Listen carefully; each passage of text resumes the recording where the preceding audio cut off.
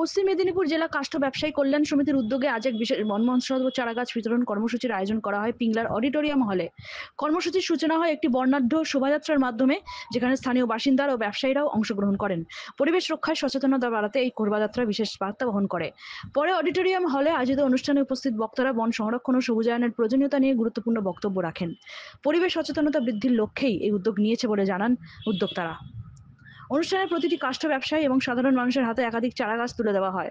উপস্থিত ছিলেন পিংলার বিডিও, পঞ্চায়েত সমিতির সভাপতি, পূর্ত কর্মাধ্যক্ষ, জেলা কাষ্ঠ সমিতির সম্পাদক প্রমুখ। এই উদ্যোগে সাধারণ মানুষের সাড়া লক্ষ্য করা গেছে। পরিবেশ রক্ষার বার্তা ছড়িয়ে দিতে এমন আরও উদ্যোগ নেওয়া হবে বলে জানান আয়োজকরা।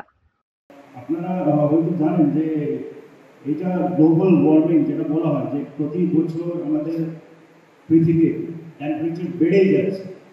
এটা আপনারা সবাই জানেন। তো আমার নিজের দু একটা এক্সপিরিয়েন্স আপনাদের সাথে শেয়ার করব।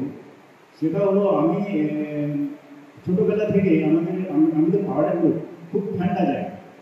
আর ছোটোবেলায় আমরা দেখতাম যে সকাল সকাল আমাদের কলের জল জমে যেত ছোটোবেলায়, আর বাবারা সকাল সকাল ওই পাইপগুলো গরম করে জল নিতে হতো। সেটা কিন্তু আমি যেমন করে বড় হয়েছি আর দেখতে পাচ্ছি না। সেটা জ্বলন্ত উদাহরণ যে গ্লোবাল ওয়ার্মিং কী হারে হচ্ছে। আর প্রতি বছর আমরা স্নোফল এনজয় করতাম, আর যেমন করে বড় হয়েছি স্নোফল সেমন করে পাচ্ছি না। তেমনি আপনারাও এদিকে দেখছেন যে গরমটা কেমন করে বেড়েছে।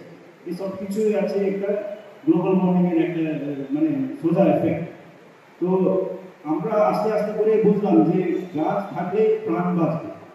তো এটাকে একটু গুরুত্ব দিয়ে আমাদেরকে গাছ লাগানো, বা গাছ শুধু লাগানো নয়, লাগানোর যে ইম্পর্টেন্ট আছে, তারপরে গাছগুলোকে একটু ভালো করে দেখা বা ডিভিডিংগুলো করা। সেগুলো ইউজুয়ালি করে না সবাই, বেশিরভাগ লোক করে কি এনভায়রনমেন্ট ডেতে গাছ লাগায়, কিন্তু তারপরে ওই গাছের কী হলো এটা লোক এতটা খেয়াল করে না।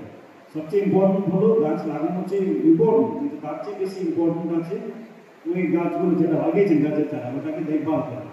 পশ্চিম মেদিনীপুর থেকে নিজস্ব প্রতিনিধির রিপোর্ট, এএনএম নিউজ। আরও খবরের আপডেট পেতে সাবস্ক্রাইব করুন আমাদের ইউটিউব চ্যানেলটি আর বেল আইকনে ক্লিক করুন নোটিফিকেশনস পেতে।